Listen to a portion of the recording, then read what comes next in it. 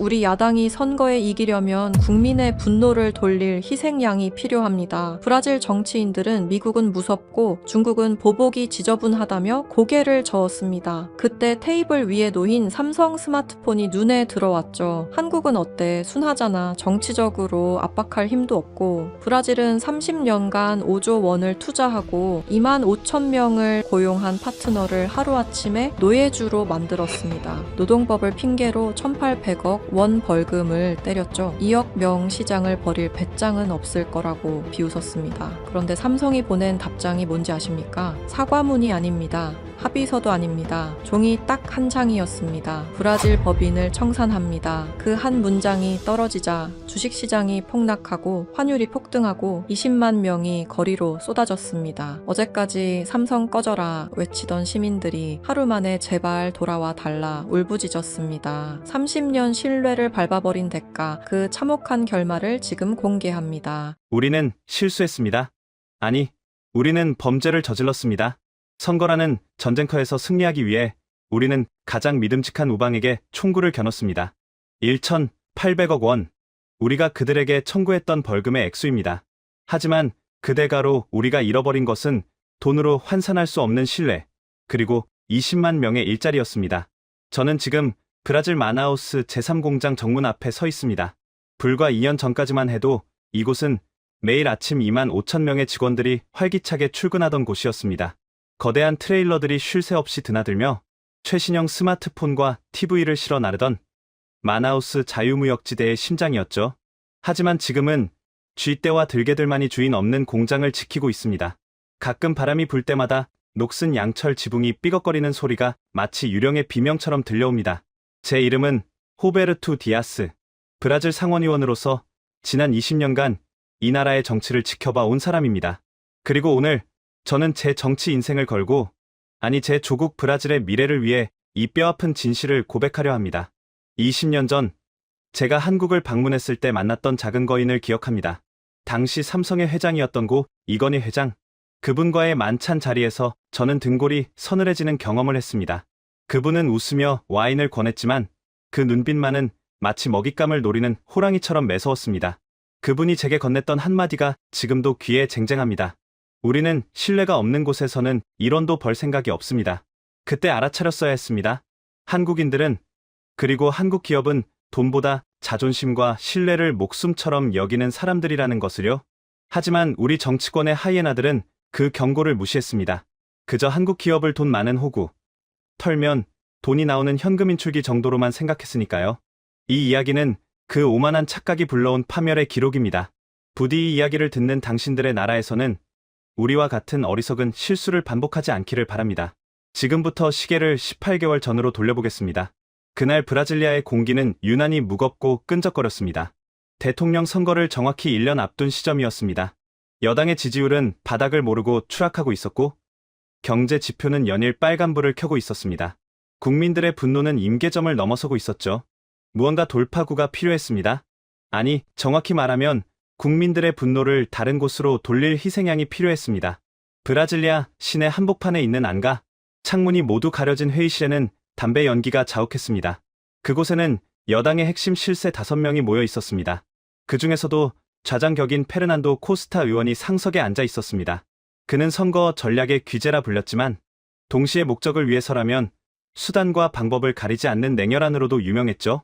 지지율이 20%대 초반이라 이대로 가면 내년 대선은 필패야. 뭔가 강력한 한방이 필요해. 국민들의 애국심을 자극하고 우리를 정의의 사도로 만들어줄 그런 이벤트 말이야. 페르난도가 시가를 비벼 끄며 말했습니다. 회의실에 침묵이 흘렀습니다. 다들 눈치만 보고 있었죠. 그때 한 참모가 조심스럽게 입을 열었습니다. 미국 기업을 건드리는 건 어떻겠습니까? 아마존 개발 문제로 환경단체들의 불만이 많습니다. 바보 같은 소리.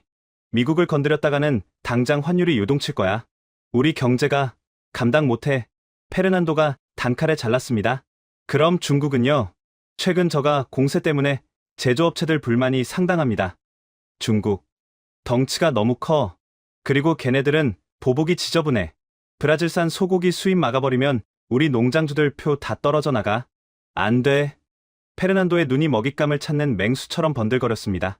그때 그의 시선이 테이블 위에 놓여 있던 최신형 스마트폰에 꽂혔습니다. 삼성 로고가 선명하게 박힌 검은색 기기였습니다. 한국은 어때? 그의 한마디에 회의실의 공기가 순간 얼어붙었습니다.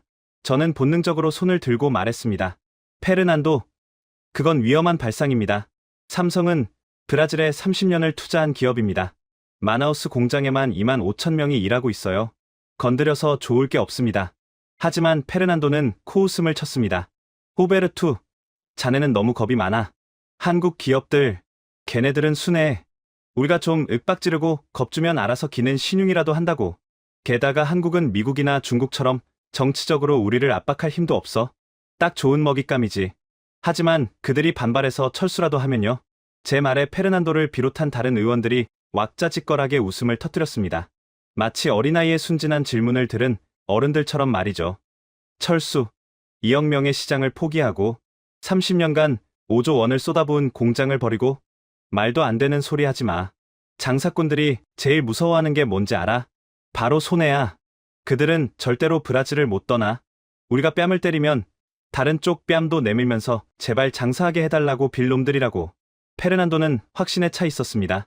그는 화이트보드에 매직으로 거칠게 글씨를 써 내려갔습니다.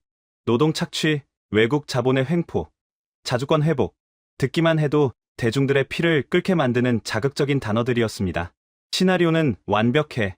삼성을 악덕 기업으로 만든다. 우리는 그들을 응징하고 노동자들을 구해내는 영웅이 된다.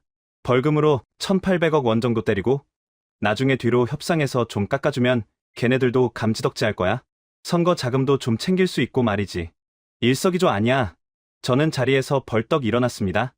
20년 전의 그 기억, 이건희 회장의 그 서늘한 눈빛이 제 뇌리를 스쳤기 때문입니다. 그들은 모릅니다. 한국인들이 겉으로는 예의 바르고 조용해 보이지만 그 내면에는 건드려서는 안 될 자존심이라는 뇌관이 있다는 것을요. 당신들은 지금 호랑이 코털을 건드리는 겁니다. 그들은 일본 기업처럼 계산적이지도 중국 기업처럼 무모하지도 않아요. 그들은 신뢰라는 걸 목숨처럼 여깁니다. 만약 그 신뢰를 깨뜨리면 그들은 손해를 감수하고서라도 판을 뒤엎을 겁니다. 제 경고에 페르난도의 표정이 일그러졌습니다. 그는 저를 향해 손가락질하며 소리쳤습니다. 호베르투, 자네 혹시 삼성한테 뒷돈이라도 받았나? 왜 이렇게 그들을 감싸고 돌아? 이건 당론이야. 정권 재창출이 걸린 문제라고. 닥치고 따라와. 더 이상 할 말이 없었습니다. 그들의 눈은 이미 표와 권력에 멀어 이성을 잃은 상태였습니다. 그날 밤, 그 밀실에서 오퍼레이션 스케이프고트, 즉 희생양 작전이 확정되었습니다. 타깃은 삼성전자 마나우스 사업장. 명분은 노동법 위반과 인권 침해. 실행 책임자는 노동검찰청의 야심가 카밀라 바르가스 검사였습니다. 그녀는 차기 총선 출마를 노리는 인물로 자신의 이름을 알리기 위해서라면 악마와도 손을 잡을 여자였죠. 회의가 끝나고 밖으로 나왔을 때 밤하늘에는 먹구름이 잔뜩 끼어 있었습니다. 마치 브라질의 앞날을 예고하는 것처럼 말이죠. 저는 주머니 속에서 진동하는 제 스마트폰을 꺼내 들었습니다. 삼성 갤럭시였습니다. 액정화면 위로 빗방울이 하나둘 떨어졌습니다. 저는 알 수 없는 불안감에 휩싸여 한참이나 그 차가운 기계를 바라보았습니다. 다음날 아침, 브라질의 모든 언론 일면에는 충격적인 헤드라인이 실렸습니다. 삼성전자, 아마존의 눈물, 노동자들을 기계처럼 부리는 현대판 노예 농장의 실태. 전쟁은 그렇게 시작되었습니다. 선전포고도 없이 일방적이고도 잔인한 방식으로. 하지만 그때까지 아무도 몰랐습니다. 그 기사가 나간 순간 지구 반대편 서울의 한 사무실에서 안경을 쓴 냉철한 인상의 남자가 조용히 멕시코 지도를 펼치고 있었다는 사실을 말이죠. 페르난도가 쏘아 올린 화살은 과연 어디로 향하게 될까요? 그리고 그 화살을 맞은 한국 기업은 어떤 표정을 짓게 될까요? 폭풍은 이제 막 시작되었습니다. 여당의 비밀 회동이 있고 정확히 일주일 뒤 마나우스의 평화는 깨졌습니다. 새벽 5시 아마존의 짙은 안개를 뚫고 사이렌 소리가 요란하게 울려 퍼졌습니다. 노동검찰청과 연방경찰 합동수사팀 차량 20대가 삼성전자 제3공장 정문을 부술듯이 밀고 들어갔습니다. 마치 테러 조직의 은신처를 급습하는 듯한 기세였습니다. 그들은 영장을 제시하기도 전에 보안 요원들을 제압하고 사무실로 들이닥쳐 서류와 하드디스크를 쓸어 담기 시작했습니다. 이 모든 과정은 미리 섭외된 방송사 카메라에 고스란히 담겼습니다. 헬기까지 동원된 생중계였습니다. 화면 속에서 삼성의 로고는 범죄의 소굴처럼 비쳤고 당황한 직원들의 얼굴은 모자이크도 없이 전파를 탔습니다. 저는 브라질리아의 의원 사무실에서 TV를 통해 그 장면을 지켜보며 깊은 한숨을 내쉬었습니다. 페르난도의 시나리오는 지독하리만큼 완벽하게 작동하고 있었습니다. 작전의 최전선에는 카밀라 바르가스 검사가 있었습니다. 그녀는 30대 후반의 젊은 나이에 노동검찰청 수석검사 자리에 오른 입지전적인 인물이었습니다. 날카로운 눈매와 거침없는 언변, 그리고 무엇보다 대중이 무엇을 원하는지 본능적으로 아는 감각을 지녔죠. 그녀에게 삼성은 정의 구현의 대상이 아니라 자신의 정치적 야망을 실현해줄 화려한 재물이었습니다. 그날 저녁 뉴스부터 브라질 언론은 카밀라가 흘린 정보들을 받아쓰느라 바빴습니다. 자극적인 헤드라인이 쏟아졌습니다. 화장실 가는 시간까지 초 단위로 체크, 삼성의 초시계 공포, 10년 근속해도 비정규직, 아마존의 눈물은 마르지 않는다. 연 매출 30조 원. 하지만 브라질에 낸 기부금은 쥐꼬리, 사실과 거짓이 교묘하게 뒤섞인 가짜 뉴스들이었습니다. 생산 라인의 효율성을 위한 공정관리는 인권 유린으로 둔갑했고 현지 채용 규정에 따른 고용 형태는 노동 착취로 포장되었습니다. 카밀라는 기자회견장에서 눈물을 글썽이며 호소했습니다. 우리는 그동안 그들의 화려한 스마트폰 뒤에 감춰진 노동자들의 피와 땀을 보지 못했습니다. 이것은 단순한 노동법 위반이 아닙니다. 브라질 국민의 존엄을 짓밟은 반인륜적 행위입니다. 저는 검사로서, 아니 한 사람의 브라질 국민으로서 이 거대한 악에 맞서 끝까지 싸울 것입니다. 국민들은 열광했습니다. 지지율 바닥을 기던 여당의 지지도는 수직 상승했고 카밀라 검사는 단숨에 브라질의 잔 다르크로 떠올랐습니다. 사람들은 삼성을 흡혈귀라 부르며 손가락질했습니다. 불과 어제까지만 해도 삼성전자에 취직하는 것이 꿈이라던 청년들이 이제는 거리로 나와 삼성 퇴출을 외치기 시작했습니다. 광기였습니다. 그리고 마침내 그들이 기다리던 순간이 왔습니다. 삼성전자 중남미 총괄 박진혁 전무의 소환 조사였습니다. 박진혁. 그는 업계에서 면도날이라 불리는 사람이었습니다. 감정을 좀처럼 드러내지 않고 철저하게 데이터와 논리로만 움직이는 전형적인 전략가였죠. 카밀라는 그를 굴복시키는 장면을 연출하고 싶어 했습니다. 검찰청 앞은 수백 명의 취재진과 시위대로 인산인해를 이뤘습니다. 박 전무가 차에서 내리자 계란과 물병이 날아들었습니다. 경호원들이 우산으로 겨우 막아냈지만 욕설과 야유는 막을 수 없었습니다. 하지만 박 전무는 조금도 동요하지 않았습니다. 그는 흐트러짐 없는 정장 차림으로 자신에게 쏟아지는 비난을 묵묵히 견디며 검찰청 계단을 올랐습니다. 마치 소음이 들리지 않는 사람처럼 그의 표정은 서늘할 정도로 차분했습니다. 조사실 안 카밀라 검사는 의기양양하게 앉아 있었습니다. 그녀 앞에는 압수수색으로 확보한 방대한 양의 서류들이 산더미처럼 쌓여 있었죠. 박 전무가 자리에 앉자 그녀는 두꺼운 서류 뭉치를 테이블 위에 탁 하고 던졌습니다. 박 전무님, 증거는 차고 넘칩니다. 초과 근무 기록 조작, 산업재해 은폐, 노조 설립방해, 변명하실 생각은 마십시오. 브라질 법은 당신들의 그런 꼼수를 용납하지 않습니다. 카밀라는 기대했을 겁니다. 그가 당황하거나 화를 내거나 아니면 제발 봐달라고 사정하는 모습을요. 하지만 박 전무는 안경을 고쳤으며 서류를 잠시 훑어볼 뿐이었습니다. 그리고 낮고 침착한 목소리로 물었습니다. 저희가 위반했다는 법 조항이 구체적으로 뭡니까? 브라질 노동법 제15조, 32조, 그리고 헌법에 명시된 인간의 존엄성 보장 조항입니다.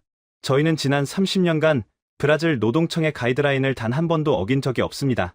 매년 최우수 모범 기업으로 선정되어 대통령 표창까지 받았습니다.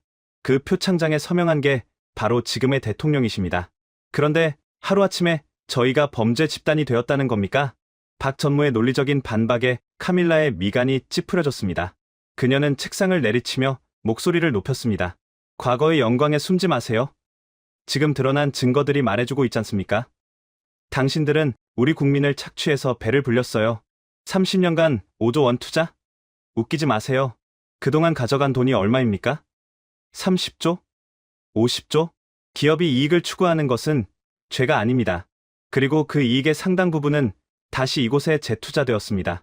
저희 공장 노동자들의 평균 임금은 마나우스 지역 평균의 1.5배입니다. 이게 착취입니까? 닥치세요. 여기가 어디라고 감히 설교를 하려 듭니까? 카밀라는 흥분해서 소리쳤습니다. 그녀는 자신이 주도권을 쥐고 있다고 생각했지만 대화가 길어질수록 말려드는 느낌을 지울 수 없었을 겁니다. 그녀는 결국 준비해 둔 최후의 카드를 꺼냈습니다. 좋습니다. 법리 논쟁은 법정에서 하시죠. 하지만 그 전에 우리가 제시하는 합의안을 받아들인다면 형사 고발은 취하할 수도 있습니다. 그녀는 종이 한 장을 박 전무 앞으로 밀었습니다. 거기에는 충격적인 숫자가 적혀 있었습니다. 벌금 및 사회환원금 7억 5천만 헤알, 한화 약 1,800억 원, 그리고 그 밑에는 굴욕적인 조건들이 나열되어 있었습니다. 노조 전임자 100명 인정, 경영진의 공개 사과, 향후 10년간 순이익의 10% 사회 기부. 이것은 합의안이 아니었습니다. 항복 문서였습니다. 아니, 노예계약서나 다름없었죠. 1,800억 원이라 박 전무가 숫자를 보며 헛웃음을 흘렸습니다. 그리고 고개를 들어 카밀라를 똑바로 응시했습니다. 그의 안경 너머 눈빛이 매섭게 빛났습니다. 검사님, 이건 법적 판단이 아니라 정치적 판단으로 보입니다만 말 조심하세요. 묻겠습니다. 이 문건, 그리고 이 금액, 브라질 정부의 공식 입장입니까? 아니면 검사님 개인의 판단입니까? 그 질문은 날카로운 비수 같았습니다. 카밀라는 잠시 멈칫했습니다. 하지만 그녀 뒤에는 여당 실세 페르난도가 있었고 끓어오르는 여론이 있었습니다. 그녀는 승리에 도취해 있었습니다. 브라질 정부, 그리고 2억 브라질 국민의 명령입니다. 박 전무는 그 대답을 듣자마자 자리에서 일어났습니다. 더 이상 대화할 가치가 없다는 듯이 말이죠. 그는 옷매무새를 다듬으며 마지막으로 한마디를 남겼습니다. 알겠습니다. 브라질 정부의 뜻이 그렇다면 저희도 그에 맞는 대답을 준비하겠습니다. 대답. 무슨 대답이요? 돈이나 준비하세요. 기한은 2주일입니다. 그 안에 입금 안 되면 공장 자산 압류 들어갑니다. 카밀라가 등 뒤에서 소리쳤지만 박 전무는 뒤도 돌아보지 않고 조사실을 나갔습니다. 쾅 하고 문이 닫히는 소리가 유난히 크게 울렸습니다. 그때 저는 알지 못했습니다. 박 전무가 말한 대답이 무엇을 의미하는지 말이죠. 카밀라는 자신이 대어를 낚았다고 생각하며 샴페인을 터뜨렸을 겁니다. 1,800억 원이라는 천문학적인 벌금, 그리고 무릎 꿇은 글로벌 기업. 그녀의 시나리오에는 거절이라는 선택지는 없었으니까요. 하지만 박 전무가 조사실을 나서며 보여준 그 서늘한 침묵. 그것은 겁을 먹은 패배자의 침묵이 아니었습니다. 그것은 사냥을 앞둔 맹수가 숨을 고르는 폭풍전야의 고요함이었습니다. 그는 변명도, 호소도, 로비도 하지 않았습니다. 그저 조용히, 아주 조용히 무언가를 준비하기 시작했습니다. 호랑이는 짖지 않습니다. 다만 물어뜯을 뿐이죠. 브라질이 던진 1,800억 원짜리 청구서, 삼성이 보내올 답시는 과연 무엇이었을까요? 이제 곧 누구도 예상치 못했던 반격이 시작됩니다. 카밀라, 검사의 화려한 쇼가 끝나고 일주일이 지났습니다. 마나우스는 말 그대로 벌집을 쑤셔 놓은 듯했습니다. 브라질 전역에서 반한 감정, 정확히 말하면 반삼성 정서가 들불처럼 번져나갔습니다. 이것은 단순한 불매 운동이 아니었습니다. 일종의 광기 어린 애국주의의 발로였습니다. 상파울루 시내 한복판에 있는 삼성전자 대형 매장의 쇼윈도가 벽돌에 맞아 박살이 났습니다. 유리파편이 도로 위로 쏟아져 내렸지만 경찰은 출동조차 하지 않았습니다. 오히려 지나가던 시민들이 박수를 치며 환호했죠. 거리를 달리는 버스와 택시에는 노예 기업 아웃, 브라질을 떠나라 라는 스티커가 덕지덕지 붙기 시작했습니다. 소셜미디어에서는 삼성 제품을 부수거나 불태우는 챌린지가 유행처럼 번졌습니다. 틱톡과 인스타그램은 부서진 스마트폰과 불타는 TV 영상으로 도배되었습니다. 한국 놈들은 브라질 사람을 개돼지로 본다. 우리 땅에서 돈 벌어가면서 세금도 안 낸 도둑놈들. 근거 없는 낭설들이 마치 진실인 양 퍼져나갔습니다. 정치인들은 이 광기를 부추기기에 바빴습니다. TV 토론 프로그램마다 출연한 패널들은 삼성을 성토하며 누가 더 자극적인 말을 쏟아내는지 경쟁하는 것 같았습니다. 여당의 지지율은 연일 최고치를 경신했고 페르난도 의원은 개선장군처럼 어깨를 펴고 다녔습니다. 그런데 정말 이상한 일이 벌어졌습니다. 보통 이런 상황이라면 기업은 어떤 식으로든 반응을 보입니다. 대형 로펌을 선임해 법적 대응을 예고하거나 아니면 주요 일간지에 전면 사과 광고를 싣고 바짝 엎드리는 신용이라도 하죠. 그것도 아니면 마쿠에서 로비스트들을 풀어 정치인들에게 돈 가방을 건네며 사태를 무마하려 듭니다. 그게 우리가 아는 글로벌 기업들의 생존 방식이었습니다. 하지만 삼성은, 그리고 박진혁 전무는 아무런 반응이 없었습니다. 반박 성명 하나 나오지 않았습니다. 법무팀이 움직인다는 소식도 없었고 언론에 해명 자료를 배포하지도 않았습니다. 심지어 매장이 공격당하고 직원들이 위협받는 상황에서도 경찰에 신고조차 하지 않았습니다. 그저 부서진 유리를 묵묵히 치우고 다음 날이면 아무 일 없었다는 듯 정시의 문을 열었습니다. 마치 유령처럼 그들은 철저한 침묵 속에 잠겨 있었습니다. 브라질리아의 정치인들은 이 침묵을 공포로 해석했습니다. 페르난도 의원은 사석에서 낄낄거리며 이렇게 말했습니다. 보게, 호베르투, 저 녀석들 겁먹어서 오줌 지리고 있는 거야. 지금 본사에 보고하고 난리 났겠지. 얼마를 내야 우리가 봐줄지 계산기 두드리고 있을걸? 1800억? 아니야. 내가 보기엔 2000억을 불러도 넙죽 낼 기세야. 한국 사람들은 원래 시끄러운 걸 싫어하거든. 돈으로 입마금하려는 게 뻔해. 하지만 저는 달랐습니다. 저는 그 침묵이 무서웠습니다. 등골이 오싹할 정도로 불길했습니다. 20년 전 제가 만났던 그 작은 거인 이건희 회장의 말이 자꾸만 귓가를 맴돌았기 때문입니다. 우리는 이류 대우를 받으면서 인류 제품을 팔 생각은 없습니다. 그들은 장사꾼이지만 자존심까지 파는 장사꾼은 아니었습니다. 호랑이는 짖지 않습니다. 사냥감이 사정권에 들어올 때까지 숨을 죽이고 기다릴 뿐이죠. 지금 삼성의 침묵은 굴복이 아니라 사냥을 준비하는 맹수의 고요함 같았습니다. 불안감을 견디다 못한 저는 직접 박진혁 전무를 만나기로 결심했습니다. 페르난도 몰래? 개인적인 자격으로 말이죠. 저는 과거 한국 방문 당시 인연을 맺었던 삼성의 대외 협력 담당 임원에게 연락을 취했습니다. 다행히 만남은 성사되었습니다. 장소는 상파울루 삼성전자 법인 건물, 박 전무의 집무실이었습니다. 약속 시간인 오후 3시, 저는 모자를 눌러쓰고 뒷문을 통해 건물로 들어갔습니다. 그런데 로비에 들어서는 순간부터 묘한 위화감을 느꼈습니다. 보통 대기업 본사라면 서류를 든 직원들이 분주하게 오가고 전화벨 소리가 끊이지 않아야 정상입니다. 하지만 그곳은 너무나 조용했습니다. 직원들은 자리에 앉아 있었지만 모니터만 응시할 뿐 대화가 없었습니다. 마치 장례식장 같은 엄숙함이 감돌았습니다. 박 전무의 비서가 저를 안내했습니다. 집무실 문이 열리고 박 전무가 자리에서 일어나 저를 맞이했습니다. 그는 여전히 흐트러짐 없는 정장 차림이었지만 얼굴은 지난번보다 훨씬 수척해져 있었습니다. 하지만 눈빛만은 형형하게 살아 있었습니다. 호베르투 의원님, 어려운 발걸음 하셨습니다. 그는 정중하게 악수를 청했습니다. 저는 자리에 앉자마자 단도직입적으로 말을 꺼냈습니다. 박 전무, 상황이 심상치 않습니다. 여당 내 분위기가 강경해요. 카밀라 검사가 2차 소환을 준비하고 있습니다. 이번에는 구속영장까지 청구할 거라는 소문이 돌아요. 박 전무는 찻잔을 들어 올리며 담담하게 대답했습니다. 알고 있습니다. 알고 있다니요. 이렇게 손 놓고 있을 때가 아닙니다. 제발 신용이라도 좀 하십시오. 유감 표명이라도 하고 벌금 협상에 나서세요. 1800억? 물론 큰 돈이죠. 하지만 브라질 사업 전체를 날리는 것보다는 낫지 않습니까? 제가 페르난도 의원을 설득해서 금액을 절반 정도로 깎아보겠습니다. 그러니까 제발. 제 목소리는 떨리고 있었습니다. 하지만 박 전무는 천천히 찻잔을 내려놓고 저를 똑바로 바라보았습니다. 그의 목소리는 차분했지만 그 안에는 단단한 쇠목 같은 결기가 박혀 있었습니다. 의원님, 저희는 범죄를 저지르지 않았습니다. 죄가 없는데 왜 사과를 해야 합니까? 그리고 협상이라니요. 저희는 테러리스트와는 협상하지 않습니다. 테러리스트라니요. 브라질 정부를 말씀하시는 겁니까?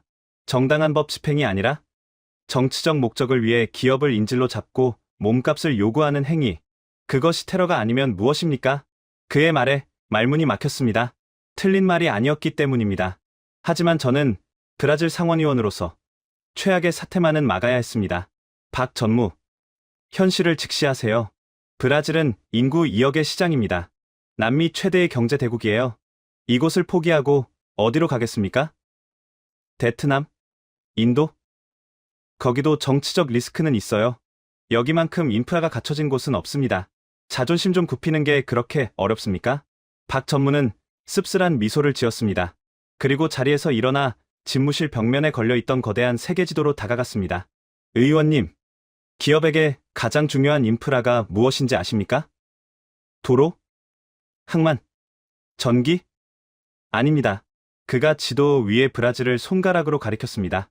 바로 예측 가능성입니다. 내가 법을 지키면 보호받을 수 있다는 믿음, 내가 투자한 만큼 정당한 대우를 받을 수 있다는 신뢰, 그게 무너진 곳에서는 어떤 비즈니스도 불가능합니다. 오늘 1800억을 주면 내년 선거 때는 3000억을 달라고 하겠죠. 그 다음에는요? 공장을 내놓으라고 할 겁니까? 그의 손가락이 지도 위에서 천천히 북쪽으로 이동했습니다. 그리고 멕시코 몬테레이 지역에서 멈췄습니다. 저희는 지난 30년간 브라질을 믿었습니다. 5조 원을 투자했고 2만 5천 명을 고용했습니다. 하지만 돌아온 것은 노예 농장주라는 오명뿐이군요. 신뢰는 깨진 유리잔과 같습니다. 다시 붙일 수 없죠.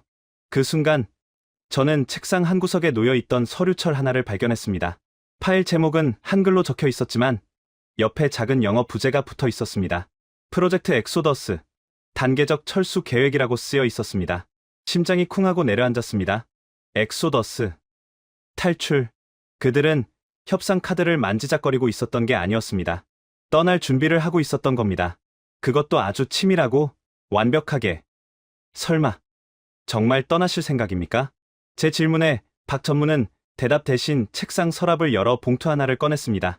의원님, 이건 개인적으로 드리는 선물입니다. 그동안 브라질에서 저희 기업을 위해 애써주신 것에 대한 작은 성의입니다. 그것은 최신형 갤럭시 스마트폰이었습니다. 하지만 제 눈에는 그것이 작별 선물로밖에 보이지 않았습니다.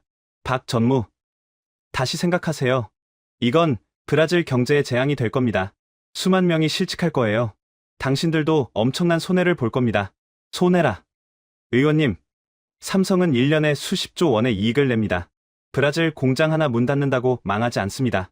하지만 브라질은 삼성이라는 파트너를 잃으면 앞으로 어떤 글로벌 기업도 이곳에 마음 놓고 투자하지 않을 겁니다. 손해는 우리가 아니라 브라질이 보는 겁니다. 그의 말은 냉혹한 현실이었습니다. 저는 더 이상 그를 설득할 수 없음을 깨달았습니다. 자리에서 일어나는 제 다리가 후들거렸습니다. 문을 나서려는데 박 전무가 마지막으로 저를 불렀습니다. 의원님, 내일 오전 10시 저희가 공식 입장을 발표할 겁니다. 부디 그 자리에 와 주십시오. 마지막 증인이 되어 주셨으면 합니다. 마지막입니까? 박 전무는 대답 없이 고개를 숙여 인사했습니다. 건물을 빠져나오는데 하늘이 무너지는 것 같은 기분이 들었습니다. 거리에는 여전히 삼성을 비난하는 현수막이 나부끼고 있었습니다. 사람들은 낄낄거리며 삼성 매장에 계란을 던지고 있었습니다. 그들은 모릅니다. 자신들이 던진 그 계란이 결국 자신들의 밥그릇을 깨뜨리는 돌멩이가 되어 돌아올 것이라는 사실을. 다음날 아침, 여당 지도부는 축제 분위기였습니다. 페르난도 의원은 아침 회의에서 큰 소리쳤습니다. 드디어 오늘이야. 삼성이 기자회견을 연다고 연락이 왔어. 봤지? 내 말이 맞잖아. 항복 선언하러 오는 거라고. 1,800억. 아니 그 이상을 받아낼 수도 있어. 오늘 저녁에 샴페인이나 터뜨리자고. 카밀라 검사도 흥분된 표정으로 TV 앞에 앉아 있었습니다. 그녀는 자신이 삼성이라는 거인을 무릎 꿇린 영웅으로 역사에 기록될 것이라 확신했겠죠. 오전 9시 55분 브라질리아의 호텔 컨퍼런스룸은 수백 명의 취재진으로 발 디딜 틈이 없었습니다. 카메라 플래시가 번개처럼 터졌습니다. 단상 위에는 마이크가 수십 개 놓여 있었고 그 뒤에는 커다란 스크린이 설치되어 있었습니다. 그리고 정각 10시 박진혁 전무가 임원진 5명과 함께 입장했습니다. 그들의 표정은 비장했습니다. 웃음기는커녕 분노조차 보이지 않는 무표정. 그 서늘한 기운에 장내가 순간 조용해졌습니다. 박 전무가 단상에 섰습니다. 그는 품 안에서 얇은 종이 한 장을 꺼냈습니다. 페르난도가 예상했던 두툼한 사과문도 카밀라가 기대했던 합의서도 아니었습니다. 단 한 장. 그는 안경을 고쳐 쓰고 천천히 입을 열었습니다. 통역 없이 유창한 포르투갈어로 말이죠. 존경하는 브라질 국민 여러분, 그리고 정부 관계자 여러분. 그의 목소리가 스피커를 타고 회의장에 울려 퍼졌습니다. 그것은 항복 선언의 시작이었을까요? 아니면 전쟁의 서막이었을까요? 모두가 숨을 죽이고 그의 입술을 주시했습니다. 하지만 그가 뱉은 첫 마디는 그 자리에 있던 모든 사람의 예상을 완벽하게 빗나간 것이었습니다. 오전 10시 정각, 호텔 컨퍼런스룸의 공기는 팽팽하게 당겨진 활시위 같았습니다.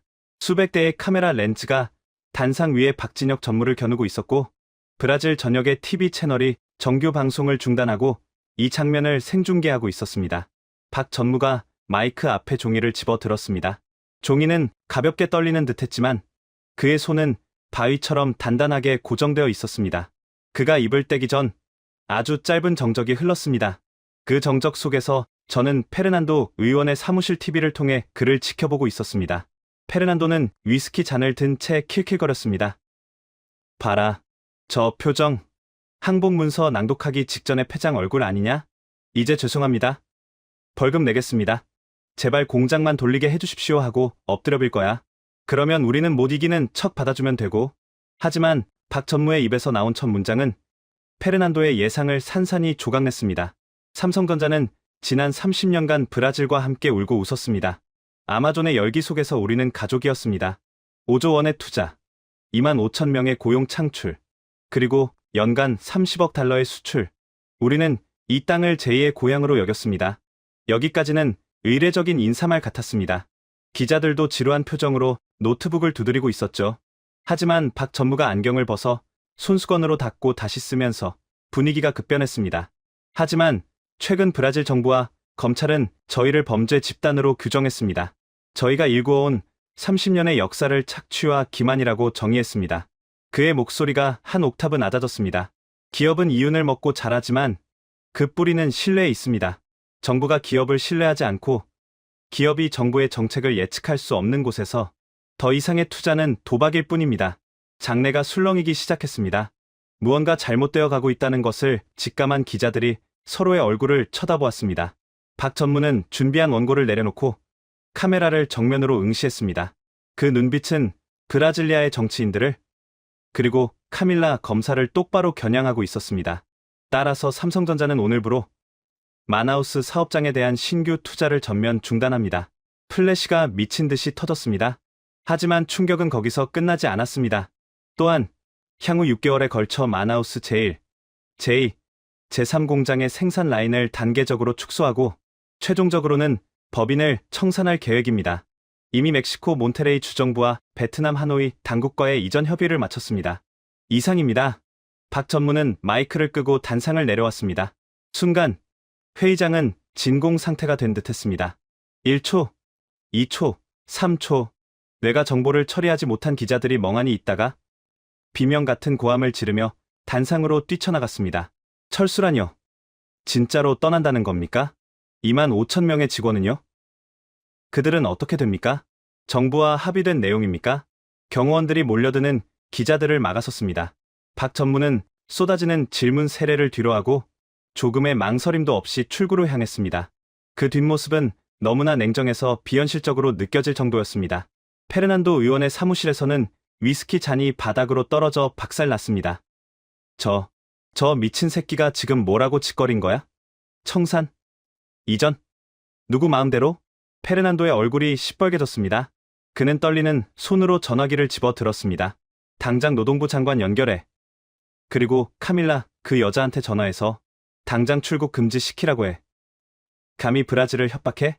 하지만 이것은 단순한 협박이 아니었습니다. 호랑이는 짖지 않는다는 제 불길한 예감이 현실이 되는 순간이었습니다. 그리고 진짜 공포는 삼성의 발표가 끝난 직후부터 시작되었습니다. 박 전무가 회견장을 빠져나간 지 불과 10분 뒤였습니다. 제 보좌관이 사색이 되어 태블릿 PC를 들고 뛰어 들어왔습니다. 의원님, 큰일 났습니다. 메일이 계속 옵니다. 무슨 소리야? 똑바로 말해. LG입니다. LG전자가 방금 공식 성명을 냈습니다. 보좌관이 내민 화면에는 LG전자 브라질 법인 명의의 긴급 보도 자료가 떠 있었습니다.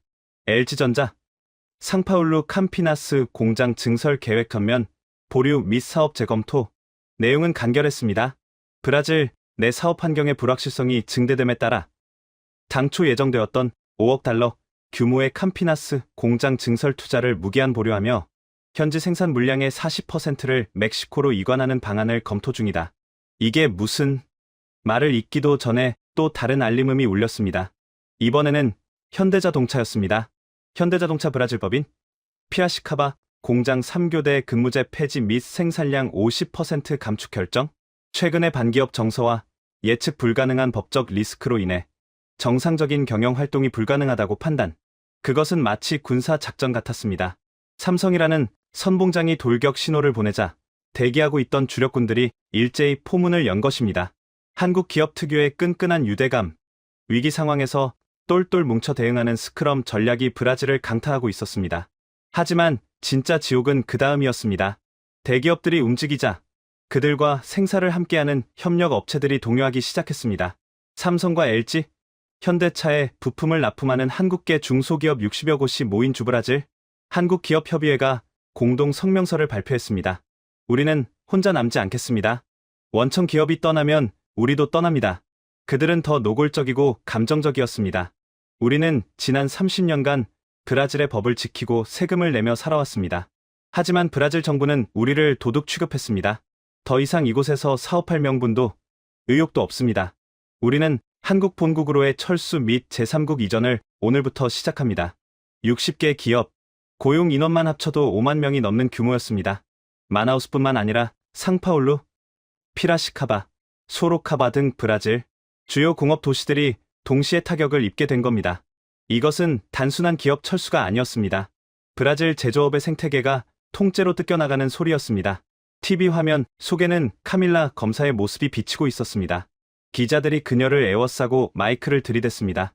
검사님, 삼성의 철수 결정에 대해 어떻게 생각하십니까? 과잉 수사가 원인이라는 지적이 있습니다. 항상 당당하고 거만했던 카밀라의 얼굴은 하얗게 질려 있었습니다.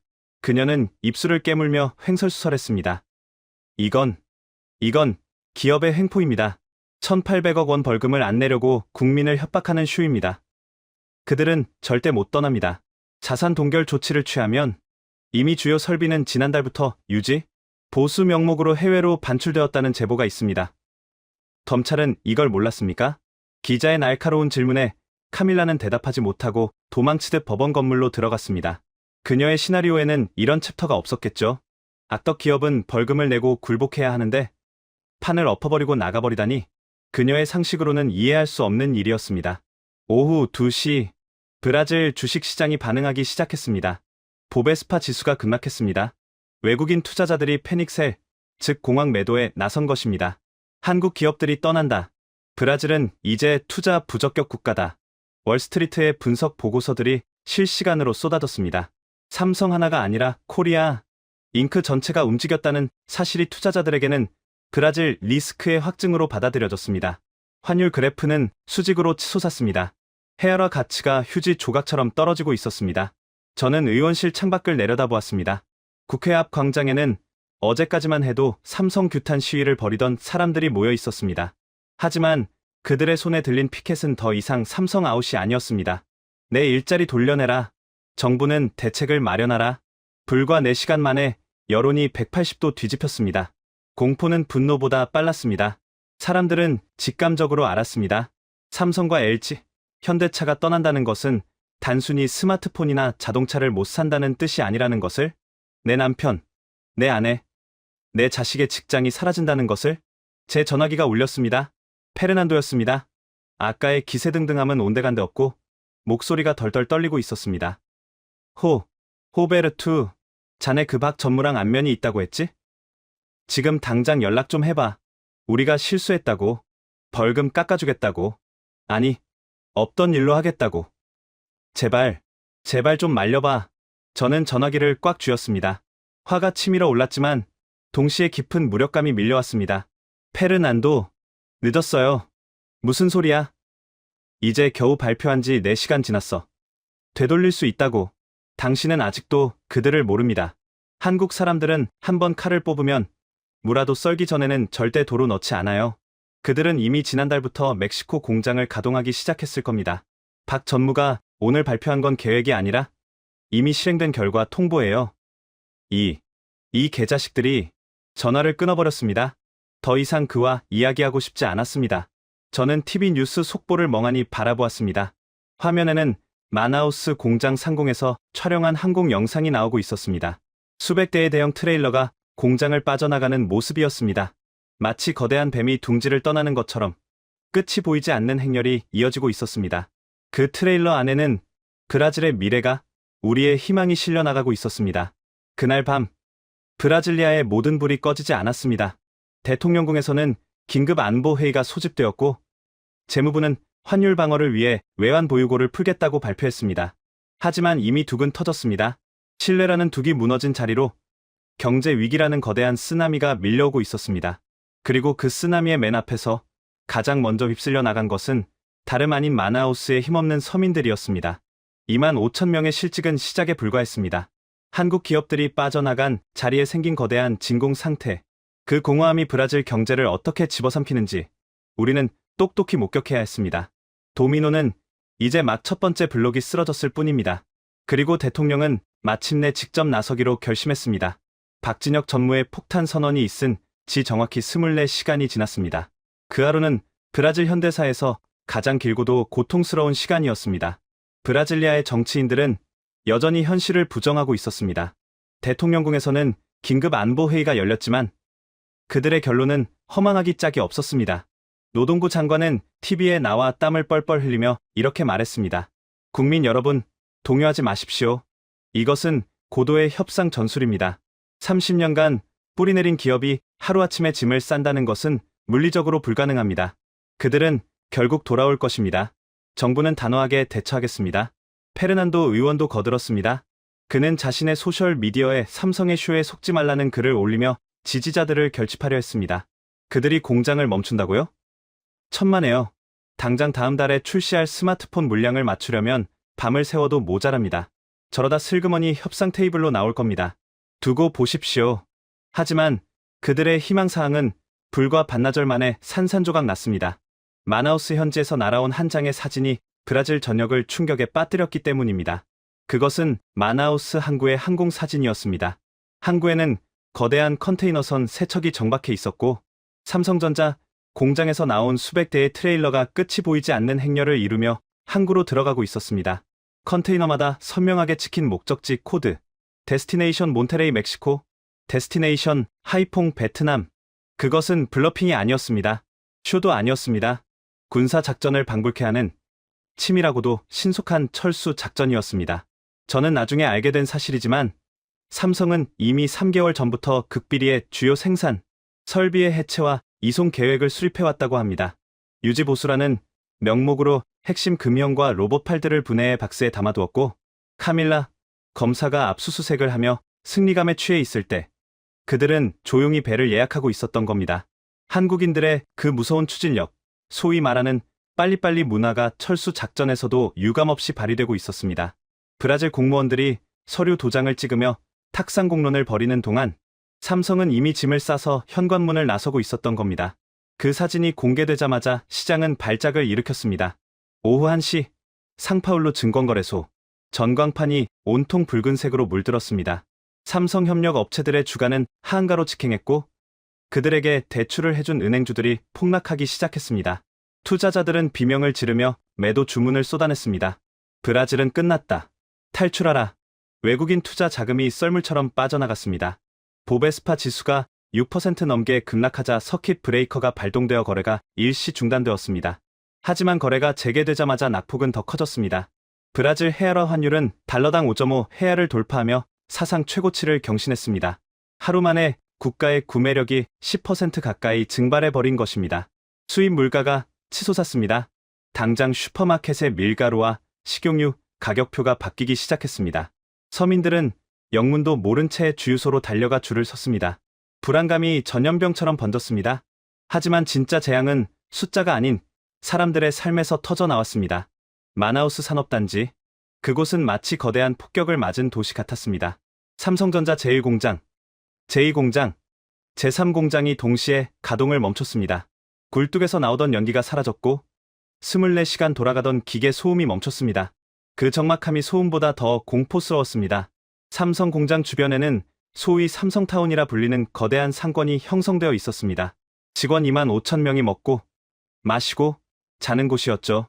식당 500개, 편의점 100개, 미용실, 세탁소, 헬스장, 그 모든 가게가 삼성 직원들의 월급에 의존하고 있었습니다. 점심시간이면 파란색 작업복을 입은 직원들로 발 디딜 틈 없었던 식당가는 이제 유령 도시가 되었습니다. 저는 현장 상황을 파악하기 위해 마나우스로 날아갔습니다. 그리고 그곳에서 10년째 한 식당을 운영하던 교포 김 사장님을 만났습니다. 의원님, 어제 점심 장사 매출이 얼마인 줄 아십니까? 0원입니다. 0원. 그는 텅 빈 홀에 앉아 소주잔을 기울이고 있었습니다. 직원들이 다 해고 통보를 받았어요. 퇴직금이라도 챙기려고 은행에 줄을 섰는데 당장 밥 사 먹을 돈도 아끼는 판에 외식을 하겠습니까? 저도 오늘부로 문 닫습니다.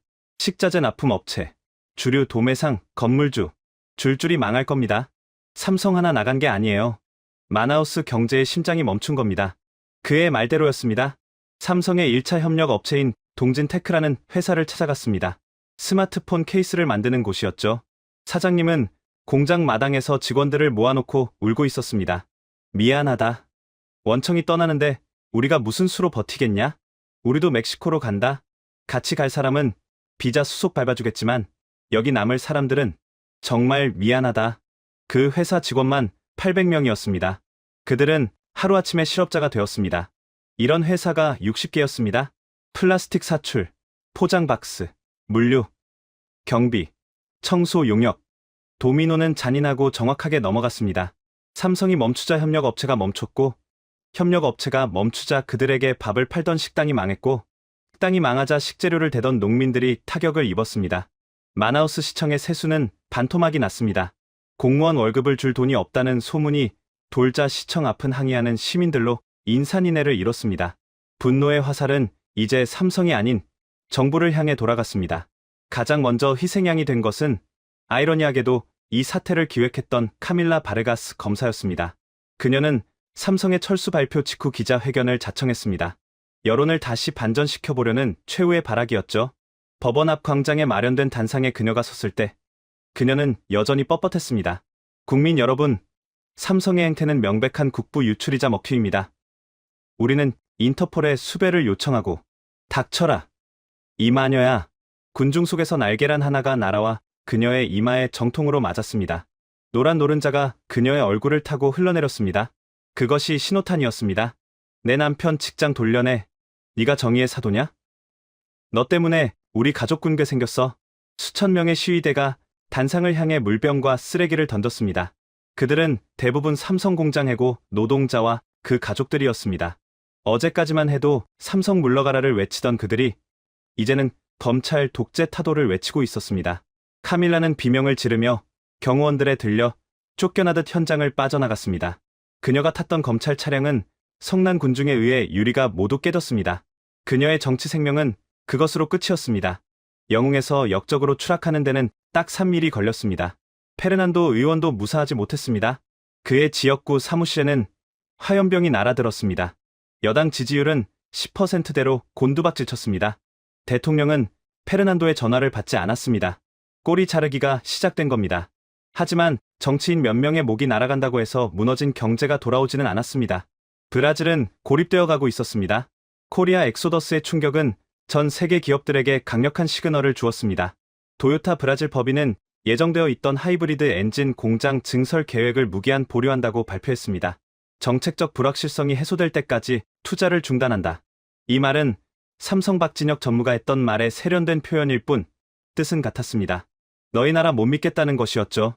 독일의 폭스바겐, 프랑스의 까르푸, 미국의 포드, 글로벌 기업들이 약속이나 한 듯 브라질 투자 계획을 재검토하기 시작했습니다. 브라질은 순식간에 기업들의 무덤이라는 오명을 쓰게 되었습니다. 제가 가장 뼈아프게 느꼈던 순간은 며칠 뒤 국회에서 열린 긴급 현안 질의 시간이었습니다.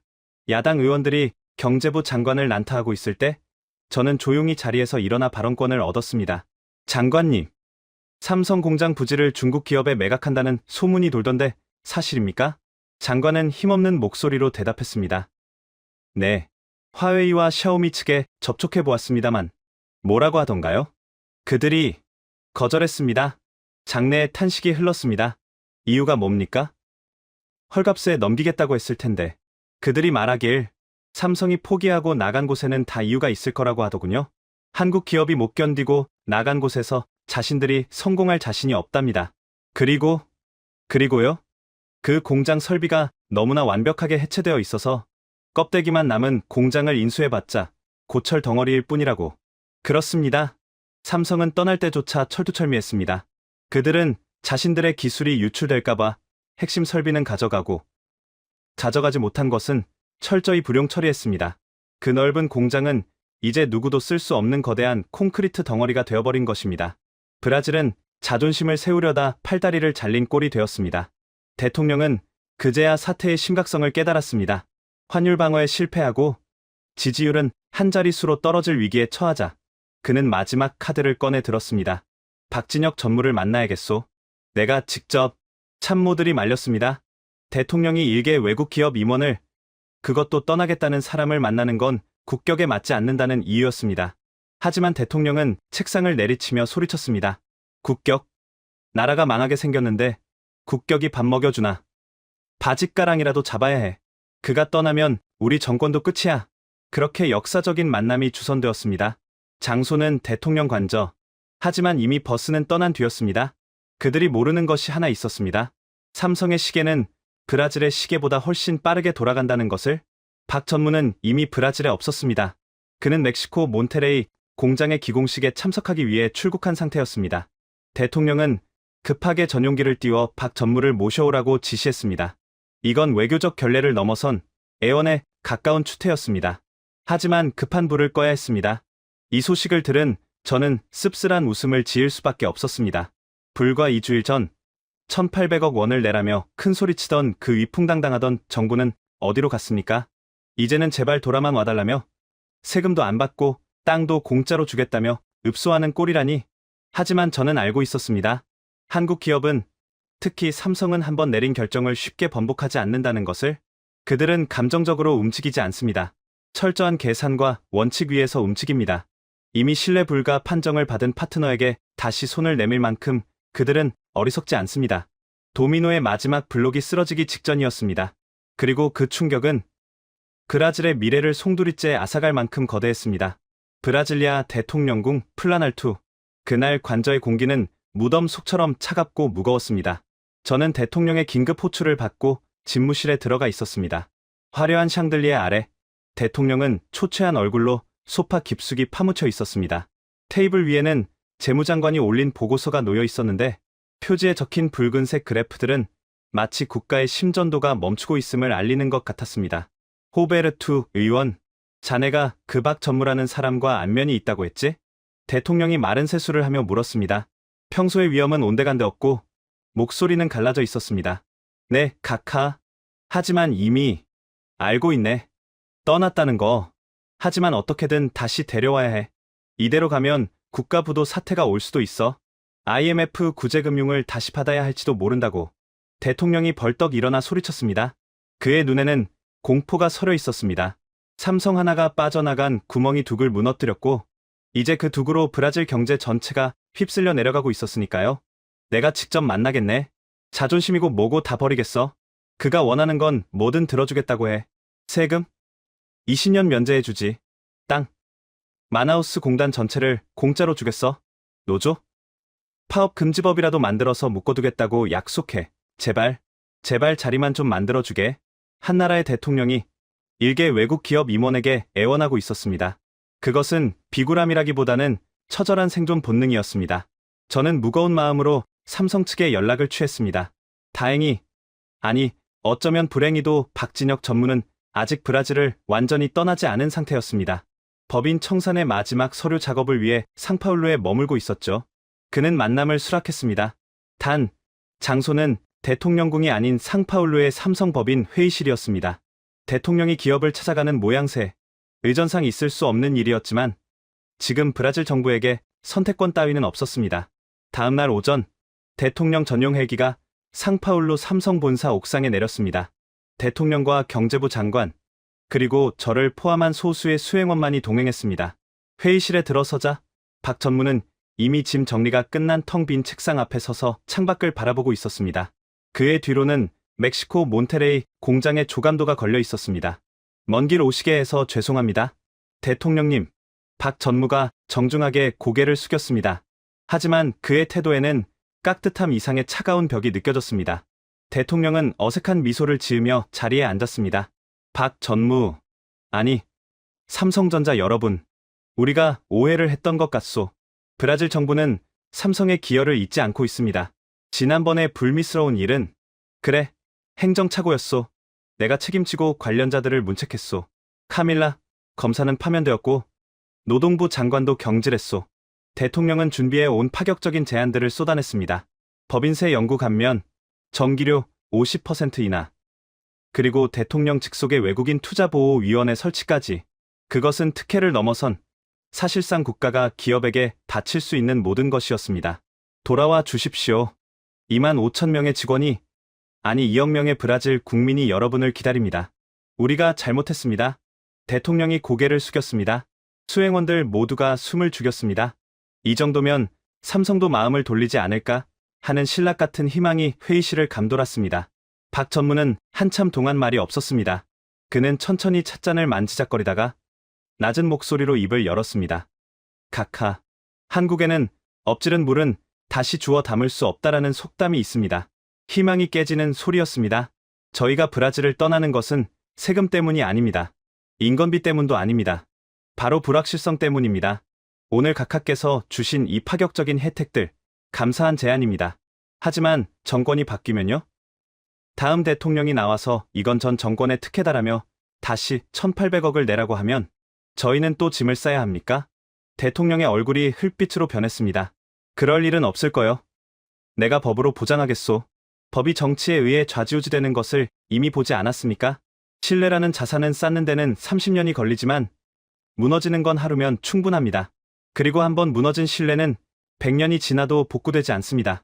박 전무는 자리에서 일어나 벽에 걸려있던 멕시코 공장의 조감도를 가리켰습니다. 카카. 몬테레이 공장은 이미 지난주부터 시운전에 들어갔습니다.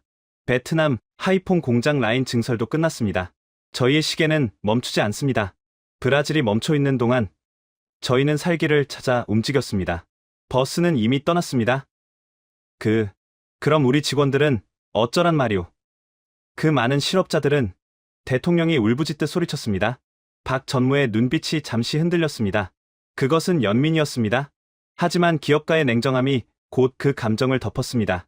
그것은 브라질 정부가 고민하셔야 할 몫입니다. 저희가 고용했던 직원들에게는 법정 퇴직금의 300%를 위로금으로 지급했습니다. 그것이 저희가 할 수 있는 마지막 도리이자 의리였습니다. 박 전무는 깊이 고개를 숙여 마지막 인사를 했습니다. 지난 30년간 감사했습니다. 부디 브라질의 무궁한 발전을 빕니다. 그는 뒤도 돌아보지 않고 회의실을 나갔습니다. 닫힌 문 너머로 그의 발소리가 멀어지는 동안 대통령은 소파에 주저앉아 얼굴을 감싸 쥐었습니다. 재무장관은 고개를 떨구었고 저는 창밖을 바라보았습니다. 상파울루의 하늘은 여전히 맑았지만 제 눈에는 잿빛으로 보였습니다. 그것이 끝이었습니다. 기적은 없었습니다.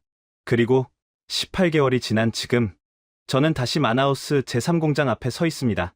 박 전무의 말대로 공장은 완전히 멈췄습니다. 굳게 닫힌 철문에는 임대문이라는 낡은 현수막이 걸려 있지만 전화번호는 이미 지워져 있습니다. 아무도 이 거대한 유령을 원하지 않았으니까요. 공장 주변은 슬럼가로 변했습니다. 한때 삼성 직원들이 살던 깔끔한 아파트 단지는 유리창이 다 깨지고 갱단들의 낙서로 도배되었습니다. 밤이 되면 이곳은 마약 거래와 총격전이 벌어지는 무법지대가 됩니다. 실직한 가장들은 알코올 중독자가 되어 거리를 배회하고 아이들은 학교 대신 구걸하러 나옵니다. 수치로 보면 더 참혹합니다.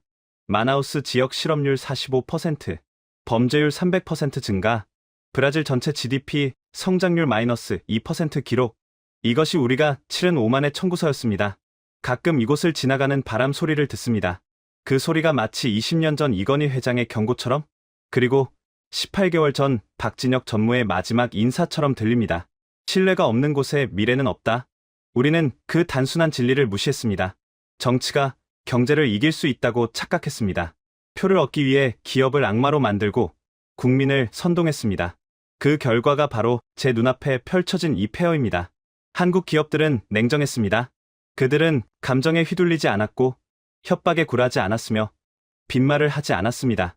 그들은 자신들의 원칙을 지켰고 그 원칙이 무너졌을 때 주저없이 떠났습니다. 브라질은 너무 늦게 깨달았습니다. 황금알을 낳는 거위의 배를 가르면 황금이 나오는 것이 아니라 피와 내장만 쏟아진다는 것을요. 그리고 죽은 거위는 다시 살아나지 않는다는 것을요. 지금 이 순간에도 브라질리아의 정치인들은 내 탓 공방을 벌이고 있습니다. 누군가는 전 정권 탓을 하고 누군가는 세계 경제 탓을 합니다. 하지만 저는 압니다. 진짜 범인은 바로 우리 자신이었다는 것을. 이 녹슨 공장 정문은 이제 영원히 열리지 않을 것입니다. 하지만 이곳은 역사에 남아 영원히 증언할 것입니다. 오만한 정치가 얼마나 잔인하게 국민의 삶을 파괴할 수 있는지, 그리고 신뢰를 잃은 국가의 말로가 얼마나 비참한지를 말입니다. 저는 폐허가 된 공장을 뒤로하고 발걸음을 돌립니다. 제 주머니 속에는 아직도 박 전무가 주고 간 그 스마트폰이 들어 있습니다. 액정은 꺼져 있지만 그 검은 화면 속에 비친 제 얼굴은 더없이 부끄러워 보입니다. 부디 이 이야기를 듣는 여러분의 나라는 다르기를 바랍니다. 기업이 마음 놓고 투자하고 그 투자가 일자리가 되어 국민을 먹여 살리는 상식적인 나라. 우리는 그 상식을 잃어버렸고 그 대가로 모든 것을 잃었습니다. 이것은 패배자의 변명이 아닙니다. 이것은 뼈아픈 반성문이자 살아남은 자가 보내는 마지막 경고입니다. 오늘의 사연 어떠셨나요? 1,800억 원 벌금 통보, 2만 5천 명 일자리 증발, 30년 투자, 단 6개월 만에 철수 완료. 아무도 안 믿어줄 때 한국 기업들은 말이 아닌 행동으로 답했습니다. 묵묵히 짐을 쌌고 조용히 신뢰의 가치를 증명했습니다. 그리고 마침내 전 세계 기업들이 그 결정을 존중했습니다. 가슴이 뜨거워졌다면 신뢰는 협상 대상이 아니다. 한 문장 남겨주세요. 여러분의 공유 하나가 대한민국 기업의 자존심을 지키는 작은 응원이 됩니다.